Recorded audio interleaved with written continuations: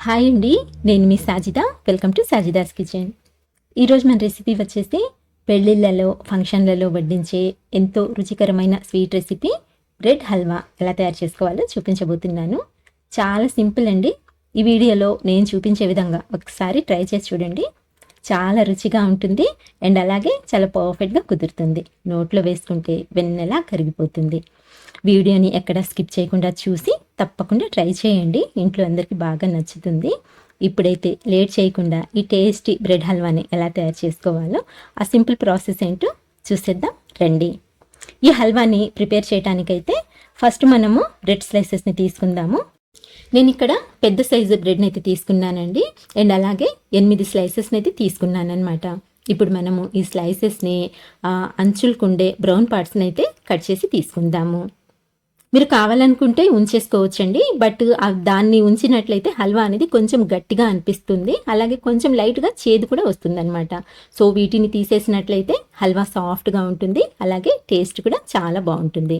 ఇలా అంచుల్ని కట్ చేసుకున్న తర్వాత ఒక్కొక్క స్లైస్ని ఇలా 4 పార్ట్లా కట్ చేసుకోవాలన్నమాట. అంటే చిన్న చిన్న ముక్కల్లాగా కట్ చేసుకోవాలన్నమాట. ఇదే విధంగా అన్ని స్లైసెస్ని కట్ చేసి ఇలా ప్లేట్లోకి తీసి ఒక్క 10 నిమిషాల పాటు పక్కన పెట్టేయండి. వీటిని వెంటనే ఫ్రై చేసుకున్నట్లయితే ఆయిల్ అనేది ఎక్కువగా పీల్ చేస్తాయండి, ఎందుకంటే కొంచెం సాఫ్ట్గా ఉంటాయి కాబట్టి. ఒక్క 10 నిమిషాల పాటు పక్కన పెట్టేయండి. కొంచెం డ్రైగా అయిపోయి ఆయిల్ అనేది ఎక్కువగా పీల్చవు. అండ్ అలాగే ఈ ఎక్స్ట్రా పార్ట్ని కూడా వేస్ట్ చేయకుండా మిక్సీ పట్టి బ్రెడ్ క్రమ్స్లో ప్రిపేర్ చేసుకోవచ్చు. ఇప్పుడైతే ప్రాసెస్లోకి వెళ్ళిపోదాము. స్టవ్ ఆన్ చేసుకొని ఒక ప్యాన్ పెట్టుకొని ఇందులోకి 1 కప్పు వరకు చిక్కటి పాలని తీసుకోండి. ఇప్పుడు ఈ పాలని బాగా మరిగించుకోవాలి. మధ్య మధ్యలో కలుపుకుంటూ పాల క్వాంటిటీ సగానికి వచ్చేంత వరకు పాలనైతే మరిగించుకోవాలి. గ్యాస్ని అయితే సిమ్లో పెట్టేసి మనము వేరొక స్టవ్ ఆన్ చేసుకుందాము. పక్క స్టవ్ ఆన్ చేసుకొని వేరొక ప్యాన్ పెట్టుకొని ఇందులోకి డీప్ ఫ్రైకి సరిపడా ఆయిల్ని వేసి ఆయిల్ని అయితే బాగా వేడి చేసుకోవాలండి. ఆయిల్ బాగా వేడైన తర్వాత ఇందులోకి మనం కట్ చేసి పెట్టుకున్న ఈ బ్రెడ్ ముక్కల్ని ఒక్కొక్కటిగా యాడ్ చేసుకోవాలి. ఎన్ని పడతాయో అన్నింటినీ వేసేసుకోండి. అలాగే గ్యాస్ని అయితే లో టు మీడియం ఫ్లేమ్లోకి అడ్జస్ట్ చేసుకోండి. అప్పుడే మనకు ఇవి చక్కగా ఫ్రై అవుతాయి అన్నమాట. ఇలా మంచి గోల్డెన్ కలర్లోకి ఫ్రై అయిన తర్వాత ఈ బ్రెడ్ ముక్కల్ని వేరొక వైపుకి టర్న్ చేసుకోవాలి. హై ఫ్లేమ్ మీద ఫ్రై చేసినట్లయితే ఇవి తొందరగా వేగిపోతాయండి. జస్ట్ 1 నిమిషంలోనే నల్లగా మాడిపోతాయి అన్నమాట. అందుకని చెప్పేసి లో టు మీడియం ఫ్లేమ్ మీద ఇలా మంచి గోల్డెన్ షేడ్ వచ్చేంత వరకు అటు ఇటు తిప్పుకుంటూ ఫ్రై చేసుకోండి. చక్కగా ఈవెన్గా ఫ్రై అవుతాయి. ఇక్కడ మీరు కావాలనుకుంటే ఆయిల్కి బదులు నెయ్యినైనా సరే యూస్ చేసుకోవచ్చండి, బట్ అంత నెయ్యి హెల్త్కి మంచిది కాదు అని చెప్పేసి నేనైతే ఆయిల్ని తీసుకుంటున్నాను. మీరు నెయ్యిలో ఫ్రై చేసుకుంటే టేస్ట్ ఇంకా బాగుంటుంది అని అనుకుంటే మాత్రం నెయ్యిలోనే ఫ్రై చేసుకోండి. ఇలా 2 వైపుల నుంచి మంచి గోల్డెన్ షేడ్ వచ్చిన తర్వాత వీటిని అయితే ఇప్పుడు ఆయిల్లో నుంచి తీసేసుకుందాము. ఆ ఎక్స్ట్రా ఆయిల్ అంతా పోయిన తర్వాత ప్లేట్లోకి తీసుకొని మిగతా ముక్కల్ని కూడా సేమ్ ఇదే విధంగా ఫ్రై చేసుకోవాలి. ఫ్రెండ్స్, ఒకవేళ మీరు ఫస్ట్ టైం కనుక మన ఛానల్ని చూస్తున్నట్లయితే మర్చిపోకుండా సబ్స్క్రైబ్ చేసుకోండి. మంచి హెల్తీ అండ్ టేస్టీ రెసిపీస్ని అయితే షేర్ చేస్తూ ఉంటాను. ఇక్కడ చూడండి, ఇదే విధంగా అన్ని బ్రెడ్ ముక్కల్ని ఫ్రై చేసి ఇలా ప్లేట్లోకి తీసి పక్కన పెట్టేసుకోండి. ఈలోపు మనకు పాలు కూడా చక్కగా మరిగిపోయాయి చూడండి. పాల క్వాంటిటీ అయితే సగం కంటే ఇంకా తగ్గిపోయింది. సో మనం పాలని ఇలాగే మరిగించుకోవాలండి. ఇప్పుడు ఈ పాలని కూడా తీసి పక్కన పెట్టేసుకోండి. నెక్స్ట్ స్టవ్ మీద వేరొక ప్యాన్ పెట్టుకొని ఇందులోకి 2 టేబుల్ స్పూన్ల వరకు నెయ్యిని వేసి కరిగించుకోవాలి. నెయ్యి కరిగిన తర్వాత ఇందులోకి కొన్ని జీడిపప్పు పలుకులు, కొన్ని బాదం పప్పు పలుకుల్ని వేసి మీడియం ఫ్లేమ్ మీద మంచి గోల్డెన్ కలర్ వచ్చేంత వరకు అటు ఇటు కలుపుకుంటూ ఫ్రై చేసుకోండి. ఇక్కడ మీరు కావాలనుకుంటే డ్రై ఫ్రూట్స్ని, మీకు నచ్చిన డ్రై ఫ్రూట్స్ని అయితే యాడ్ చేసుకోవచ్చండి. అండ్ అలాగే ఎక్కువైనా తీసుకోవచ్చు, బట్ నేనైతే లిమిటెడ్గా తీసుకుంటున్నాను. ఎంత ఎక్కువగా తీసుకున్నట్లయితే టేస్ట్ అనేది అంత బాగుంటుంది. ఇలా ఫ్రై చేసుకున్న వీటిని కూడా తీసి పక్కన పెట్టేసుకొని ఇప్పుడు ఇదే ప్యాన్లోకి మిగిలిన నెయ్యిలోకి 1 కప్పు వరకు పంచదారని తీసుకోండి. అలాగే సేమ్ కప్పుతో 1 కప్పు వరకు నీళ్ళని పోసుకోండి. ఇప్పుడు పంచదార నీళ్ళలో బాగా కలిసేట్టు ఒకసారి చక్కగా కలిపేసుకోవాలండి.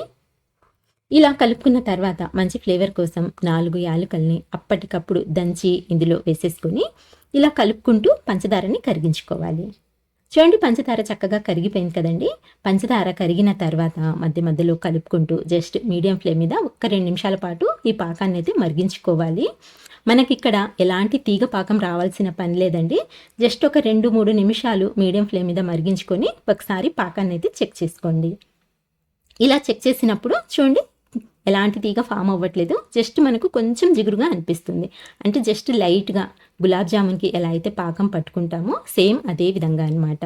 ఇలా పాకం పట్టుకున్న తర్వాత ముందుగా వేయించి పెట్టుకున్న ఈ బ్రెడ్ ముక్కల్ని ఇందులోకి యాడ్ చేసుకోవాలి. బ్రెడ్ ముక్కల్ని వేసిన తర్వాత పాకం అన్ని వైపుల నుంచి బ్రెడ్ ముక్కలకి పట్టేలా ఒకసారి బాగా కలుపుకోండి. ఇలా కొంచెం అటు ఇటు కలుపుకున్న తర్వాత 1 నిమిషం పాటు లో టు మీడియం ఫ్లేమ్ మీద ఈ బ్రెడ్ ముక్కల్ని పాకంలో ఉడికించుకోవాలి. ఇలా మధ్య మధ్యలో అన్ని వైపుల నుంచి పాకం పట్టేలా కలుపుకుంటూ ఉండండి. వేసిన వెంటనే కొంచెం హార్డ్గా ఉంటాయండి. జస్ట్ మనం లైట్గా ఇలా కొంచెం అటు ఇటు కలుపుకుంటూ 1 నిమిషం నుంచి 2 నిమిషాల వరకు ఉడికించుకున్నట్లయితే పాకంలో ఇవి కొంచెం సాఫ్ట్గా అవుతాయన్నమాట. 1 నిమిషం పాటు అలాగే వదిలేయండి. తర్వాత మళ్ళీ ఇంకొకసారి బాగా కలుపుకోండి. ఇలా కలుపుతూ 1-2 నిమిషాల పాటు ఉడికించుకున్నట్లయితే మనకు బ్రెడ్ ముక్కలు అనేవి సాఫ్ట్గా అయిపోతాయండి. చూడండి పాకం కూడా ఎంత పర్ఫెక్ట్గా ఉందో. ఇలా మనకు పాకం కనిపిస్తూ ఉంటేనే మనం చేసే హల్వా కూడా పర్ఫెక్ట్గా కుదురుతుందండి, డ్రైగా అయిపోకూడదు. చూడండి 2 నిమిషాలు ఉడికిన తర్వాత బ్రెడ్ ముక్కలు మనకు సాఫ్ట్గా అయిపోయాయి. ఇలా సాఫ్ట్గా అయిన తర్వాత వీటిని బ్రేక్ చేసుకోవాలి. కొంచెము స్పాచులాతోనే ఇలా బ్రేక్ చేసుకుంటూ హల్వాని కలుపుతూ ఉడికించుకోవాలన్నమాట. మరీ మెత్తగా మ్యాష్ చేసుకున్నట్లయితే హల్వా అనేది సాఫ్ట్గా అయిపోతుందండి. ఇలా కొంచెం లైట్గా ముక్కలుగా పెట్టుకున్నట్లయితే తినేటప్పుడు హల్వా టేస్ట్ అనేది చాలా అంటే చాలా బాగుంటుంది. ఇదైతే నా ఒపీనియన్ అండి. ఒకవేళ మీకు హల్వా సాఫ్ట్గా కావాలనుకుంటే సాఫ్ట్గా అంటే మ్యాష్ చేసుకోవచ్చు అనమాట. ఇలా బాగా కలుపుకున్న తర్వాత ముందుగా మరిగించి పెట్టుకున్న పాలనైతే యాడ్ చేసేయండి. అలాగే ఫ్రై చేసి పెట్టుకున్న డ్రై ఫ్రూట్స్ని కూడా ఇందులోకి యాడ్ చేసేసి ఇవన్నీ హల్వాలో బాగా కలిసేట్టు కలుపుకోవాలి. ఇప్పుడు గ్యాస్ని లో ఫ్లేమ్లోకి టర్న్ చేసేయండి.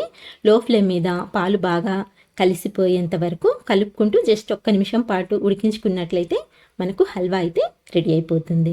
చూడండి కన్సిస్టెన్సీ ఇలా ఉండాలన్నమాట. ఇది పర్ఫెక్ట్ కన్సిస్టెన్సీ అండి. ఇలా కొంచెం మనకు లూజ్గానే ఉండాలండి హల్వా. ఇప్పుడు వెంటనే స్టవ్ ఆఫ్ చేసేసి పక్కకు తీసుకొని కాస్త చల్లారిన తర్వాత సర్వ్ చేసి చూపిస్తున్నాను చూడండి. చల్లారిన తర్వాత హల్వా కన్సిస్టెన్సీ ఇలా ఉంటుందన్నమాట. చాలా అంటే చాలా టేస్టీగా ఉంటుందండి. ఈ ప్రాసెస్లో ప్రిపేర్ చేసుకున్నట్లయితే మీరు కూడా తప్పకుండా ఒకసారి ఇలా ట్రై చేసి చూడండి. అలాగే మీకు ఎలా వచ్చిందో నాకు చిన్న కామెంట్ చేయండి ఫ్రెండ్స్. సో ఇదండి ఇవాల్టి వీడియో.